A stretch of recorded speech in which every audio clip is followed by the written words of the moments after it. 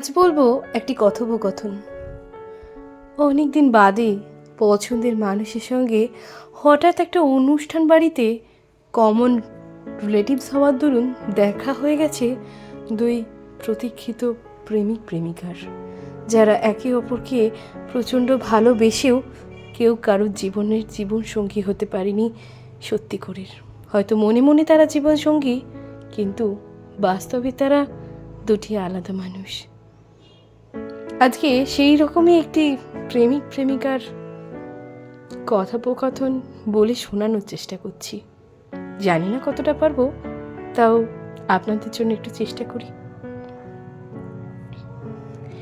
একটি জন্মদিনের উৎসবে দেখা হয়ে গেছে এক প্রেমিক এক প্রেমিকার। আকস্মিকভাবে দেখা হয়ে গেল, কমন রিলেটিভ হওয়ার জন্য দেখা হওয়া। আরে আদিত্য, কেমন আছো? হ্যাঁ, আমি ভালো আছি। এই তো আমার আদরের রানীমা। কি মিষ্টি দেখতে হয়েছে তোমার মেয়েটাকে। আমি একবার কোলে নিই। হ্যাঁ হ্যাঁ, কোলে নিতে পারো। না না না। আমার কুচু মুচুটা কি মিষ্টি দেখতে হয়েছে। রানীমা কেমন আছো সোনা? জানো, তোমার জন্য আমি একটি গিফট এনেছি। আমি জানতাম তুমি মনে হয় আসবে, আর সেই জন্যই আমি এটা নিয়ে এসেছি।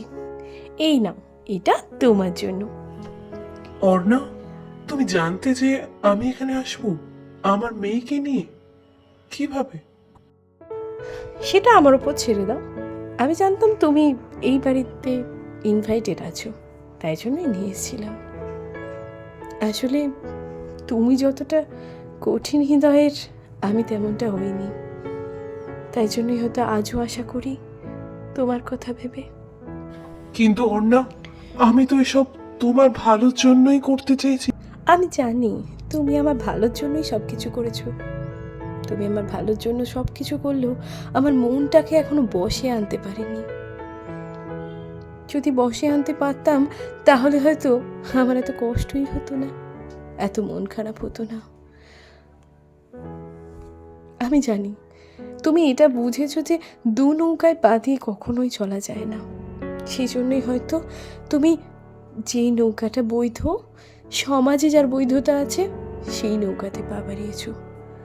আমিও তাই করছি। সত্যি যদি আমরা বেশি ক্লোজ হতাম, আমরা কি একে অপরকে এইভাবে কাছাকাছি এসে উন্মত্ত প্রেমিক প্রেমিকার মতো জড়িয়ে ধরতে পারতাম, চুমু দিতে পারতাম, নাকি ভালোবাসার সময় পেতাম? আমাদের ভালোবাসাটা জানো তো এরকমই ছিল, যে আমি তোমার নামটুকু ভেবেই আনন্দ পাই। সোশ্যাল মিডিয়াতে তোমার নামের পাশে ওই নেট অন করে থাকার জন্য সে সবুজ আলোটা জ্বলে, ওটা দেখেই খুশি হই। আয়নাতে কতবার তোমাকে ভেবে কত না বকবক করে বসি, অভিনয় করে বসি। আমার কাছে মনে হয় এগুলোই প্রেম।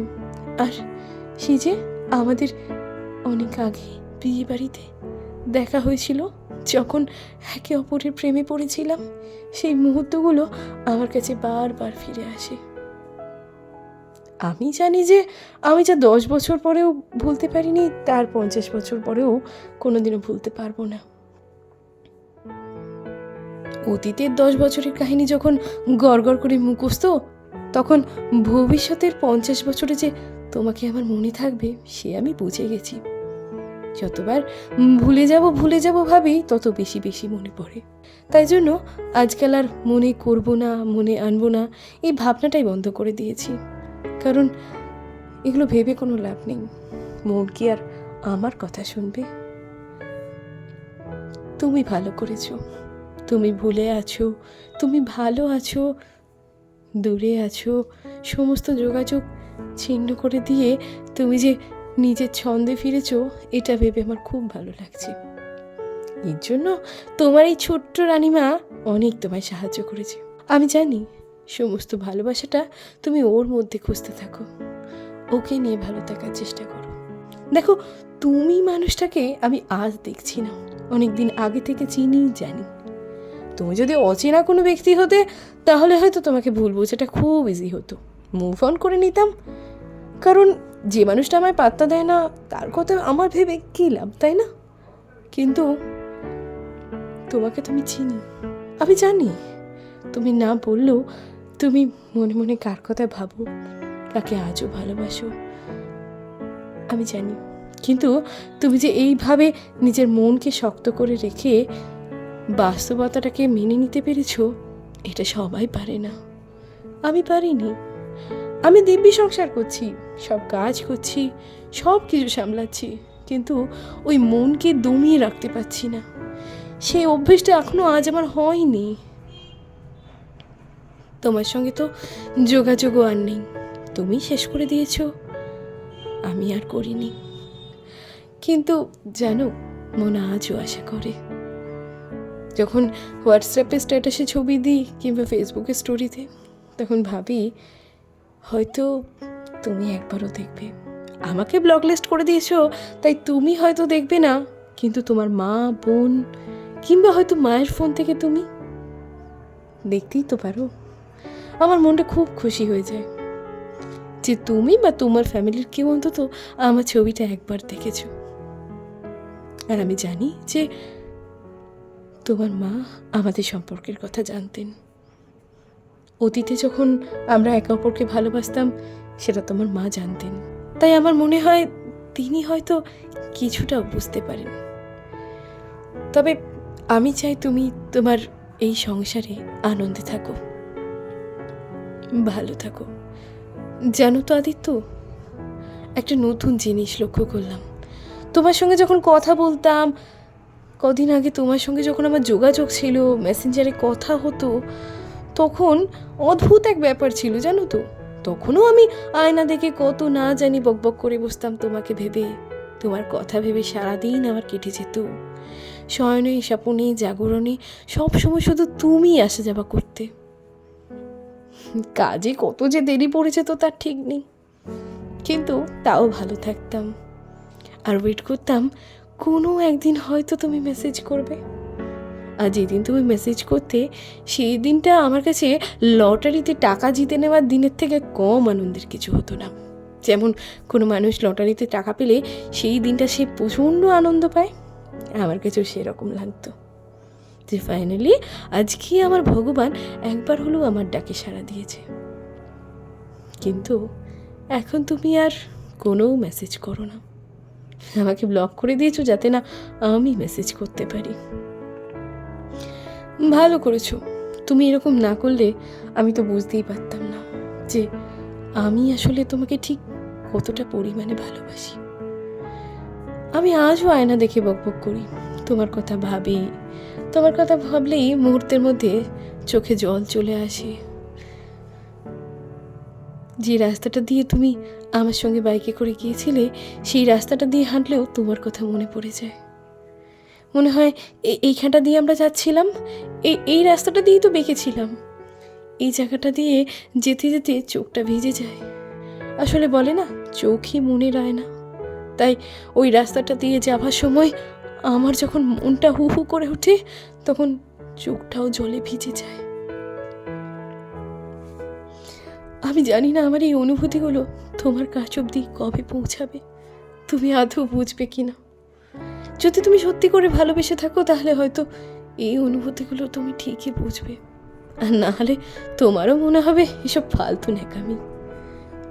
আমার কাছে এই অনুভূতিগুলো অনেক দামি জানো তো।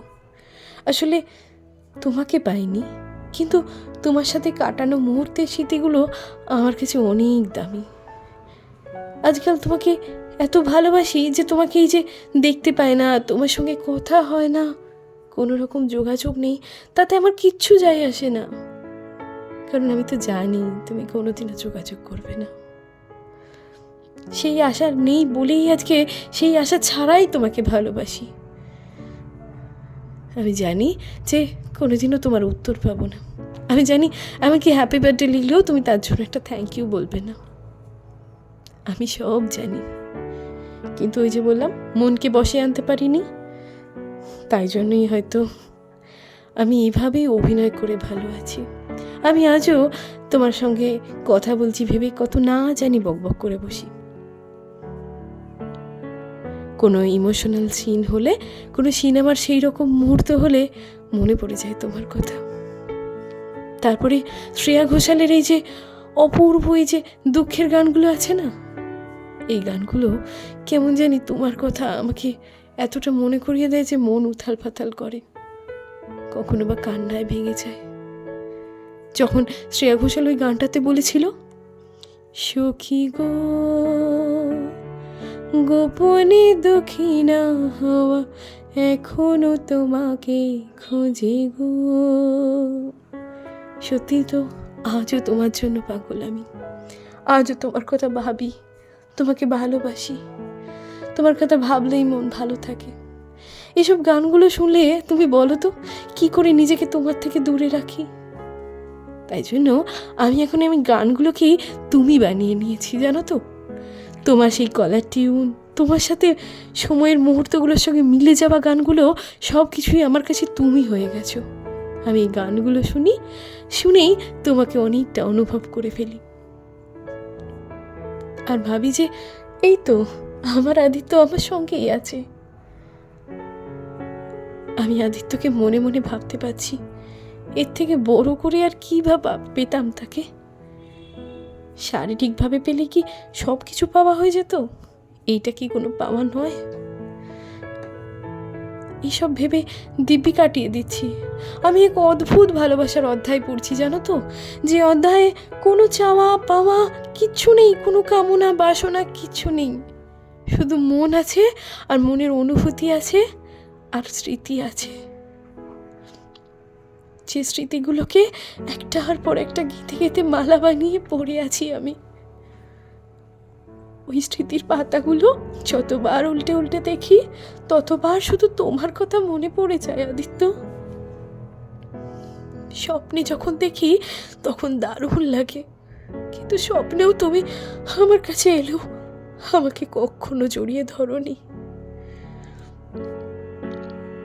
রাধা আর কৃষ্ণের ভালোবাসা যেমন সত্য ছিল, তেমনি তাদের মিল হবে না এটাও সত্য ছিল সেই জন্মে। তাই জন্যই হয়তো এই জন্মে আমাদের এত দূরত্ব। আমি জানি আমরা যা পাই না তার প্রতি নাকি আমাদের আকর্ষণ বেশি থাকে, সেই জন্যই হয়তো তুমি বলবে আমি তোমাকে বেশি ভালোবাসি বলছি, কারণ আমি তো তোমাকে পাইনি। তাই না পাওয়া জিনিসকে মানুষের যেমন পেতে চাওয়ার জন্য বড্ড বেশি আকর্ষণ থাকে, হয়তো সেটাই আমাদের মধ্যে। একে অপরকে পেয়ে গেলে হয়তো এতটা ভালোবাসা থাকতো না। সেটা আমি বলতে পারবো না আদিত্য, এটা আদৌ হতো কি হতো না আমার সেটা জানা নেই, কিন্তু এটা বুঝতে পারি যে তোমাকে আমি অন্যরকমভাবে ভালোবাসি। তোমাকে পেতাম কি না পেতাম, হতে কি না হতে তা আমি জানি না, হলে কি হতো সেটাও আমি জানি না, কিন্তু এই যে তোমাকে মনে মনে ভেবে আমার ভালো লাগে, এটাকেই আমি প্রেম বলে মনে করি, পবিত্র প্রেম। হয়তো এমন করে কেউ কাউকে ভালোই বাসতে পারে না। এখনকার দিনে দেখছো তো, একে অপরের সঙ্গে শুয়ে পড়ার পরেও তারা ব্রেকআপ করে দিচ্ছে, আর সেখানে আমরা তো একে অপরকে জড়িয়ে ধরলাম না, চুমু খেলাম না। তাহলে বুঝতে পারছো এত কিছু না হওয়া সত্ত্বেও তোমাকে কতটা ভালোবেসে ফেলেছি। আমার জন্য তুমি আমার কাছে স্মৃতি আর আমার মন, আর তুমি থাকো আমার স্বপ্নে। তাহলে আমি কোথায় তোমায় পাইনি বলো আদিত্য? আমি তো তোমায় পেয়েছি। তুমি আমার সব খুশিতে হাসিতে দুঃখে কান্নায় কষ্টে মিশে আছো আদিত্য। আর তোমার আমার সেই গল্প, সেইটা আমার সারাদিনের সঙ্গী হয়ে যায়। আমার মন খারাপ করলে, আমার কখনো কিছুতে কষ্ট হলে ওই গল্পটা চালিয়ে দিয়ে শুনতে থাকি। ব্যাস, আমার কখন যে দিন কেটে যায়, সময় কেটে যায়, কোথা দিয়ে যে টাইম পাস হয়ে যায় বুঝতেই পারি না। যদিও আমি ব্যস্ত, তাও যদি কখনো মন খারাপ হয় সেই মুহূর্তে তোমার আমার ওই কথাগুলোই যেন আমাকে অনেকটা উৎসাহ দেয়। আর একটা জিনিস জানো আদিত্য, যখন ছবি আঁকি, ওই ছবি আঁকাগুলোর মধ্যে তুমি থাকো আদিত্য। হ্যাঁ, সত্যি বলছি। যখন ছবি আঁকি তখন ভাবি আমার আদিত্য আমাকে বলেছে আঁকা শিখতে, এটা না ছাড়তে। তাই আমি এটা কখনো ছাড়বো না, আঁকা নিয়ে এগিয়ে যাব। যতদূর পারি চেষ্টা করে তো দেখি। হয়তো কম বয়সের বেলায় যেরকম আর্ট কলেজে পড়া, ডিপ্লোমা করা, অত কিছু না হলেও যেটুকু পারি সেটুকু আমি চেষ্টা করে যাব, যতদিন পারা যায়। আমার আদিত্য যে আমাকে বলেছে, এটা তো আমাকে ফুলফিল করতেই হবে, তাই না? এরকম সব ভাবি, জানো তো আদিত্য। তাই জন্য আমার মনে হয় যে তুমি নেই, তুমি দূরে সরে গেছো, তুমি আমাকে ছেড়ে দিয়েছো, এই ব্যাপারগুলো আমার ফিলই হয় না, কারণ আমি তো তোমাকে সব সময় পাই। যাকে অনেক কথা বলে ফেললাম আদিত্য, তুমি ভালো থেকো। এতদিন বাদে তোমাকে যে দেখতে পেয়েছি, এটুকু দেখেই আমার আঁখি সার্থক হয়ে গেছে।